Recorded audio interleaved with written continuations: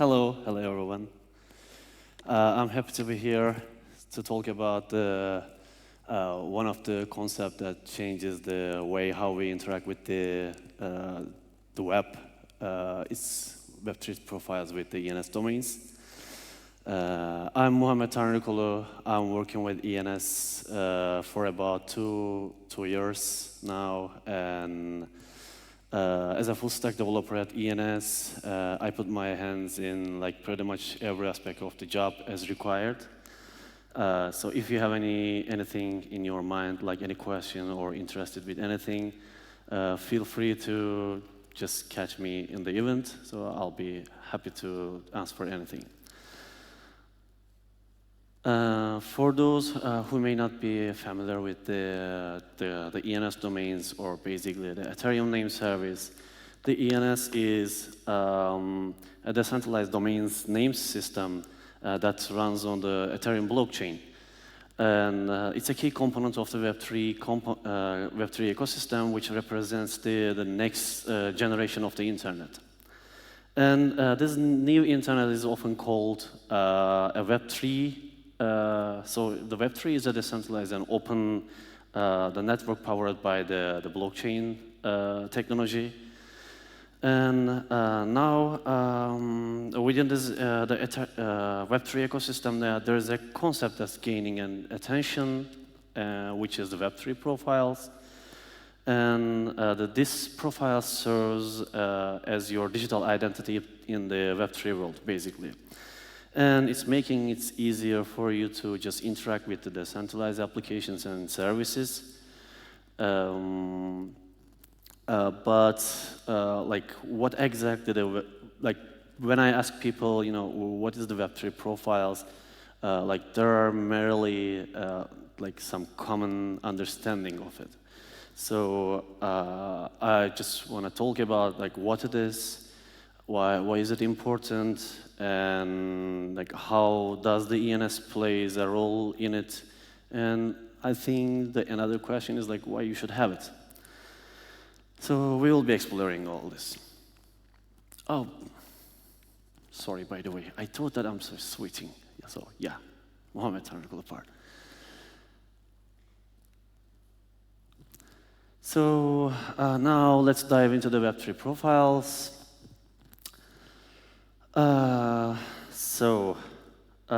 As we navigate to the digital world, our identity plays an important role. So basically, in the traditional world in Web2, we do use the traditional applications. Like we have a lot of profiles in, you know, like scheduled all across the internet. So I don't know how many profile I haven't counted, but you know, like we have one profile in Facebook, another one is in Twitter, another one is in LinkedIn. So basically, whenever we interact with all these applications, what we do is we are filling the forms and, you know, like answering the questions, and it's always the same fuzz. And so like each of these identities are owned by the respective platform, not by you. So you have not much saying on top of that. And in Web3 profile concept, it aims to change this. So basically, it's still your digital identity in the web space, but there's a key difference. So it's completely yours, and you can control, you can do whatever you want. And also, within the Web3 space, you can just interact with any Web3 platform application or the services just by your only Web3 platform. And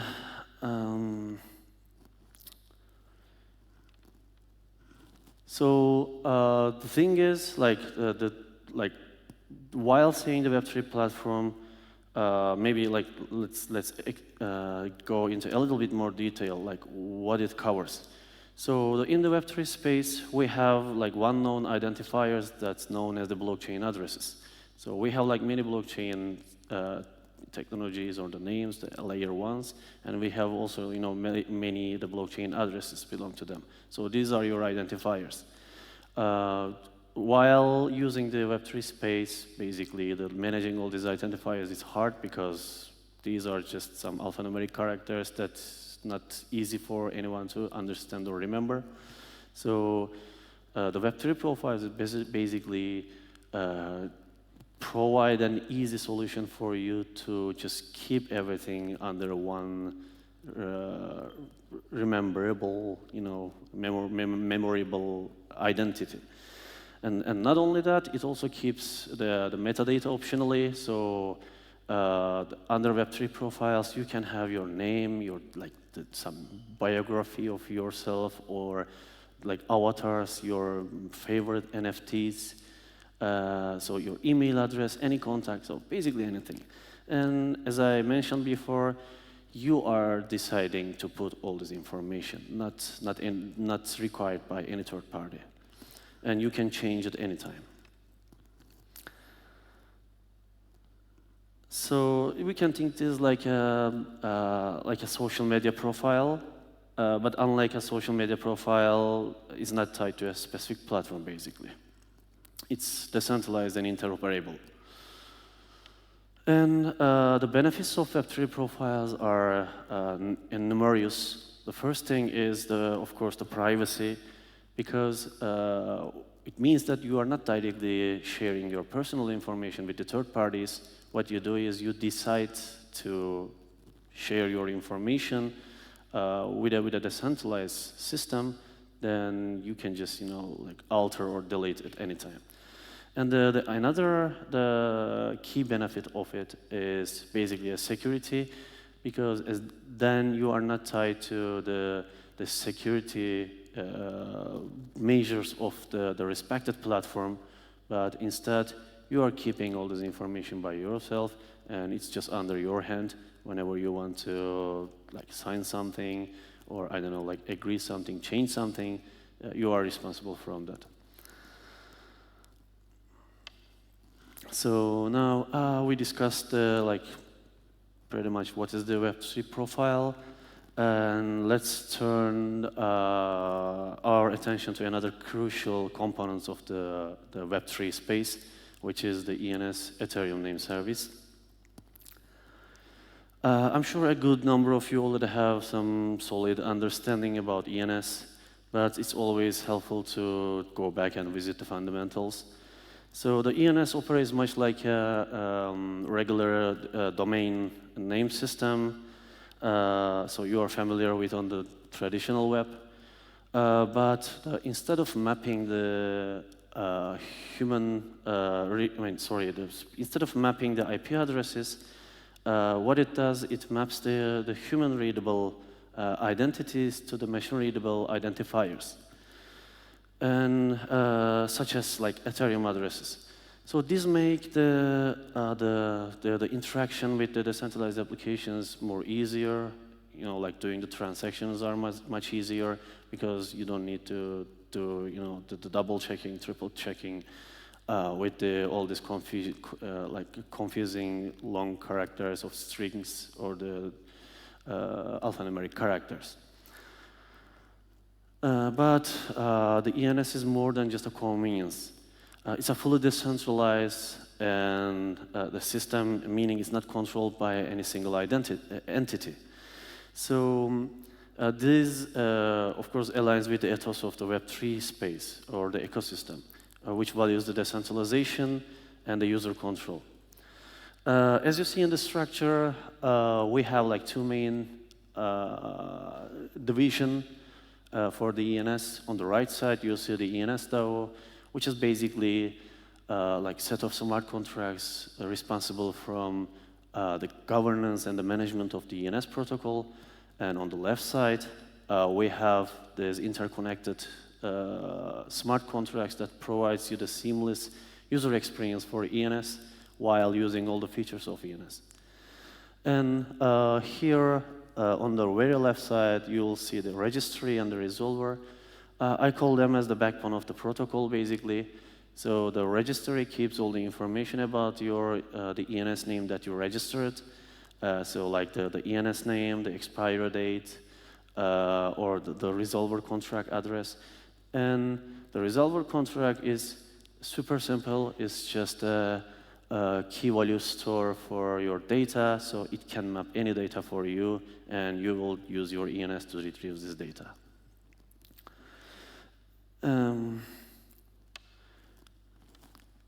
Oh yeah, so and the ENS plays a crucial role supporting the Web3 profiles. Each ENS can be associated with your old profile information, basically. And this means that you interact with a decentralized application or service. You can just use your ENS name instead of using your wallet address or trying to, like figure out how to give this information to all decentralized services. Furthermore,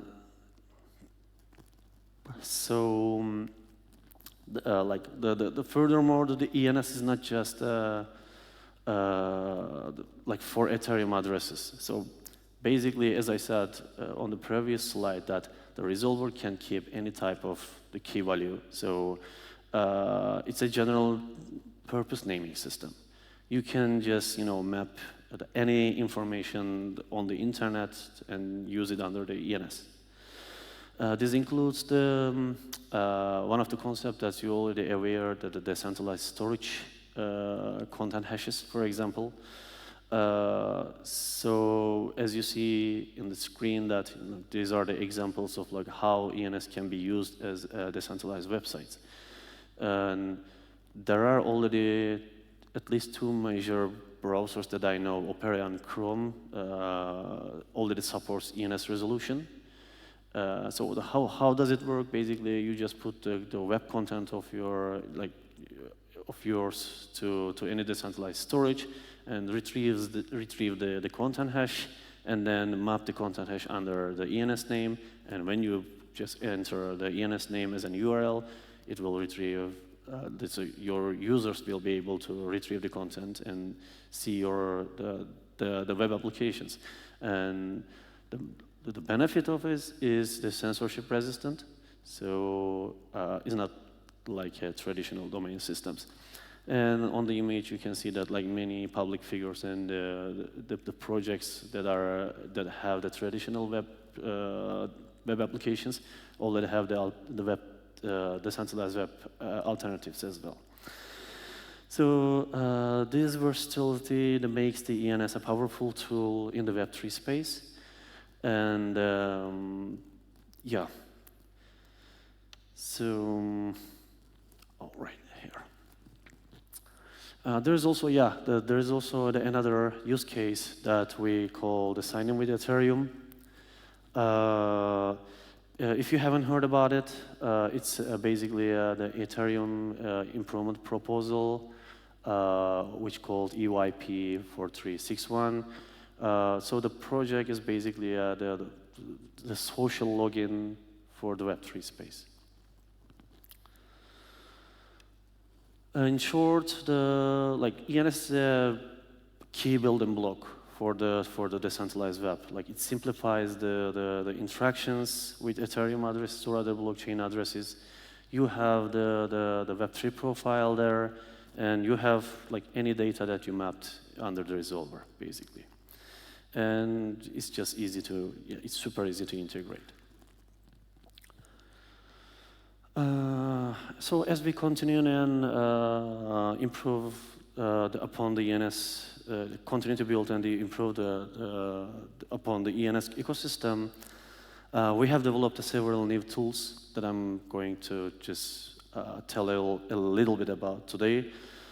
So these concepts first one is name wrapper, and the second one is CCIP read, and the third one is the DNSSEC. And let's talk about the name wrapper first. So the name wrapper is the groundbreaking addition to the ENS. The previously ENS was just ERC721 NFT, and when you create a subdomain, it was just a record. Now we are changing this. So when you have the wrapped ENS name, your ENS name will become an ERC1155 standard, and then whenever you create a subdomain or subdomain or like any hierarchical subdomains, all of them will be the like the new NFTs. Furthermore, the name wrapper has also a new permission default system, which called fuses.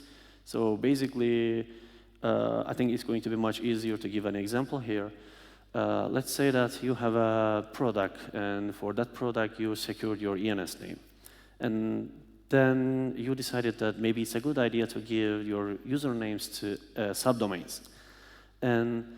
But there is one missing part of it. So basically, you want to give a subdomain for your users, but you don't want them to transfer, or you don't want them to the expiry of the subdomain more than which time you assign for them. So this is where the fuses are working. Basically, when you are minting the subdomain, you are able to tell by default that I want to create the subdomain for this user, but I want this subdomain to be non-transferable or non-extendable. And we have like many features, as you see. Like I can just see like 4, 7, but there are more. So I'll definitely suggest you to either scan the query or maybe take a picture for the later use. And the next one is the CCIP read. The CCIP read, or in long, the cross-chain interoperability protocol lead, is a standard for the off-chain data lookup. With the rise of the layer 2 solutions on Ethereum, it's important that the ENS can provide resolution services for across the entire ecosystem. So what we do is basically we are using CCIP read to allow to retrieve the data from the off-chain or the layer 2s. Just like this includes like Polygon, I don't know, like the Base, Starkware, and Optimism, Arbitrum, like many more. So as you see here, like there are some examples. The users are looking for the ENS names. By the way, as you can see, like none of them are the .eth, because I will explain in the next slide like how is it possible. With the CCIP read protocol, you will be able to query the other, either the off-chain or the other layer 2 systems to see if there is any record belong to them are available, and it will retrieve to the L1, and you will, through the L1, and you will be able to use this information. Sorry. And next, finally, we have the DNSSEC. It's a protocol that allows you to import your traditional domains into ENS. So yeah, basically, you are able to use any domain that you already have as an identity in the Web2 world, like .com, .id, .xyz. So as you see in the images, like there are like pretty cool use cases. So the Coinbase uses that to issue your subdomain, and they actually combine like a couple of features here. So they use the DNSSEC to use their traditional domain name CVID as an ENS name, and then they are using the CCIP read to issue the subdomains freely for you.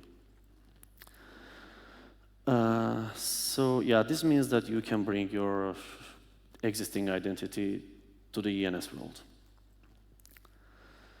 And on the right side, there is also like Lens XYZ and Argent XYZ. While they are, as far as I know, maybe they are not using the CCIP read, but yeah, like this is how basically they managed to get the XYZ domain to the ENS by the DNSSEC.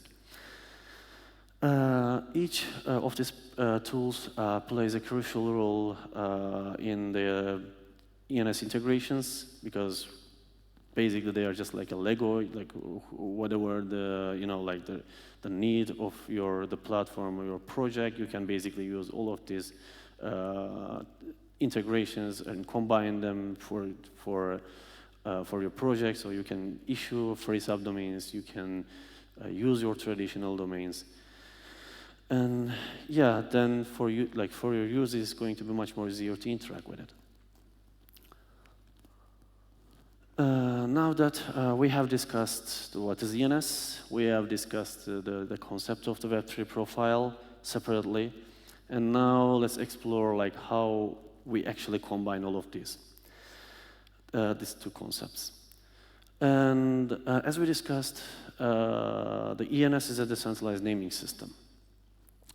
And it maps the human-readable names to the machine-readable identifiers. And in the context of Web3 profiles, these identifiers is basically like the public keys associated with the other blockchain addresses or the metadata that you have already. When you register an ENS name through our ENS manager, you are able to put all this profile information, and you will create your profile to the Web3 space. This integration of ENS and the Web3 profiles makes interaction in the Web3 space much more easier and user-friendly. So whenever you connect or interact with some decentralized application, it retrieves all the information from the ENS. But the integration goes beyond the convenience. It also enhances the security and the privacy for your Web3 profile. So because the ENS is a decentralized system, it's not controlled by any single entity. You basically control everything by yourself. And with the new manager, interacting with your Web3 profiles is much more easier. So our amazing front-end team make like tremendous work here. So it's much more intuitive. It doesn't look like just a domain name. Like, when you go to your profile, you will see everything and every aspect of your profile. So you'll be able to manage, change, edit. So, I definitely suggest you to check it out. The future of ENS and the Web3. Oh, sorry. Yeah, the future of ENS and the Web3 profile is bright. So, actually, sorry. First, I need to talk about this. I forget about that. Sorry. Yeah. So, there is a thing that how we're going to implement the ENS profiles into our dApps. I was giving a lot of workshops about that, because the people are thinking that it's super complicated. No, it's not. It's super, super easy. When you have your decentralized application, I don't know, for the basic implementations, it's just maybe at most 3 or 4 lines of code. So for that, I just prepared some boilerplate for you to check in the favorite programming languages. So you can go and check how easy to interact with the ENS. And yeah, what I was saying, so the future of the ENS and the Web3 profiles are bright, I believe, at least. So as the Web3 space continues to grow and evolve, these concepts will play a crucial role because of how they are managed by us. And I'm excited to see I'm excited to see all the improvements and the changes and what the future holds for us. So thank you for your time, and I hope this presentation has given you a deeper understanding about the concept of the Web3 profiles and the ENS itself. So yeah, I'm now open to any sort of questions.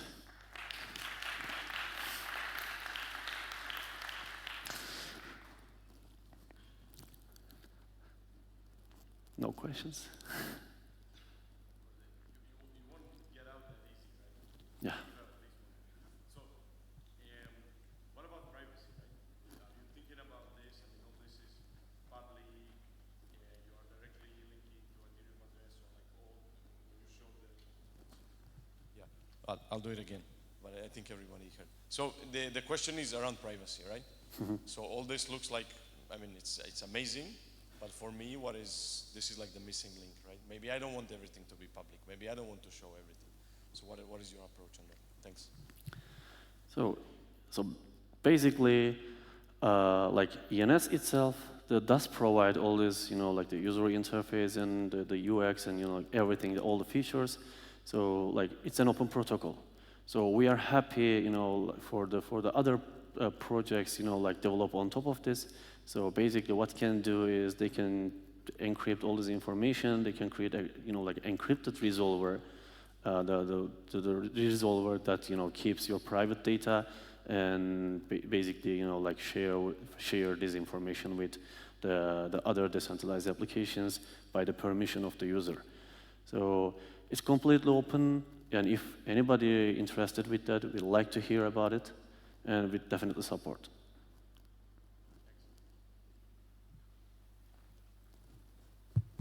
Hello. So here. Yeah, it's hard to see, like. So what is the end goal for ENS? Is it more features? Is it more integrations? Is it both? Is it neither? Sorry, I'm still looking for you. Here. Oh, yeah, finally. So the thing is, yeah, of course, like the integration is really important for us because like in ecosystem, like there are a lot of aspects of the things and the use cases. So we want to be sure that like the implementing ENS must be really seamless. You shouldn't really think about like how complicated it is and etc. And also we are not just like staying in L1. We are like developing the solutions that expand to the L2, like layer 2s, as I mentioned in the presentation. So this is also our other goal. And another thing is, like we are trying to make it, make everything basically much more cheaper, or if possible, gasless. So currently, like in the presentation on the couple of places, I intentionally write that the gasless soon. So, like for example, we are working on the gasless DNSSEC feature. So because the nature of the DNSSEC, when you try to do this verification on chain, it's so expensive. And the people are asking, like, okay, they're gonna do that, but is it normal that, like these gas prices are too high? So we are trying to tackle with this issue by the power of the CCIP read, and you'll be able to, let's say, import your DNS domain as an ENS name without paying anything. Or the same for the subdomains. So like the projects and people were asking us, like I want to create subdomains for my users or some use cases, but like issuing a subdomain all the time is hard because of the gas prices. Sometimes they are low, affordable. Sometimes they are really high, so it's just it unusable. And this is why we came up with the CCIP read solution and used it so the other projects can just go and use it and issue a free subdomain for their users, or almost free if they use the layer 2 solutions. So yeah, basically these are the aims at the stage we are going with. Yeah, thank you.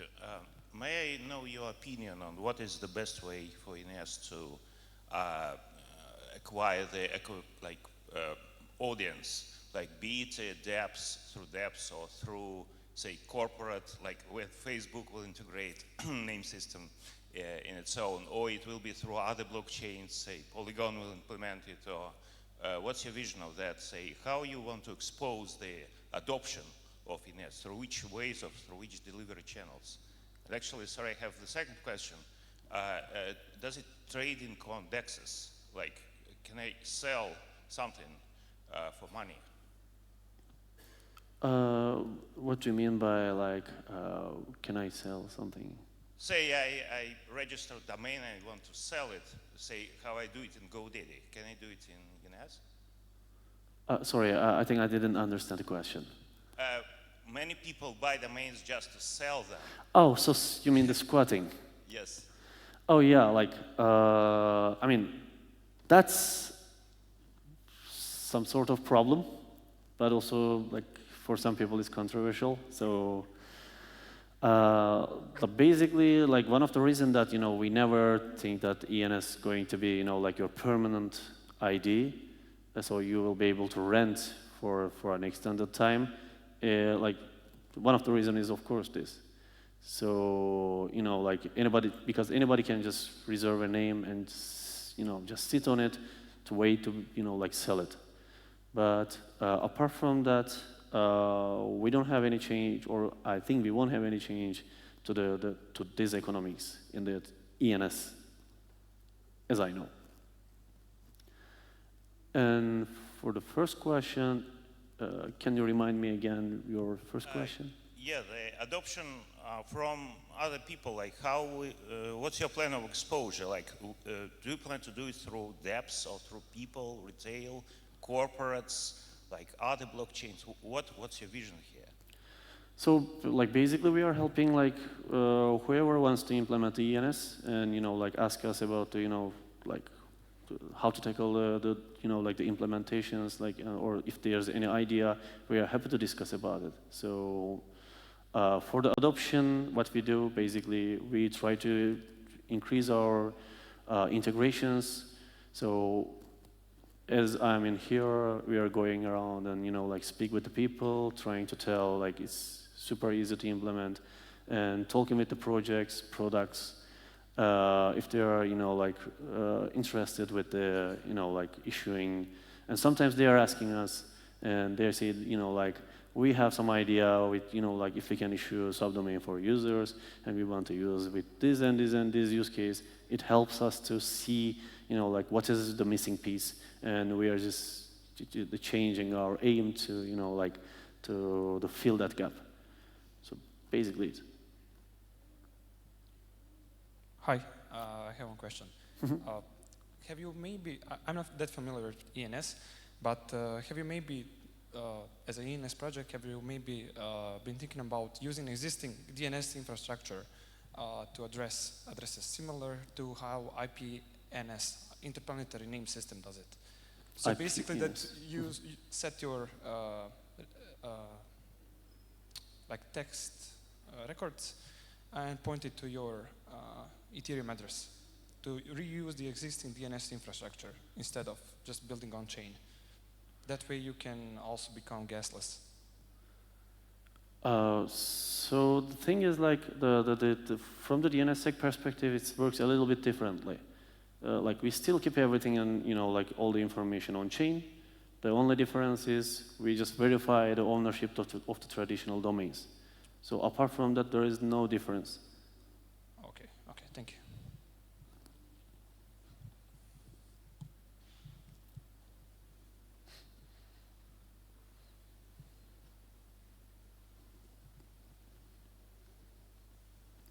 So I think there is no question. All right, if not, oh yeah, it's already done. So thank you so much.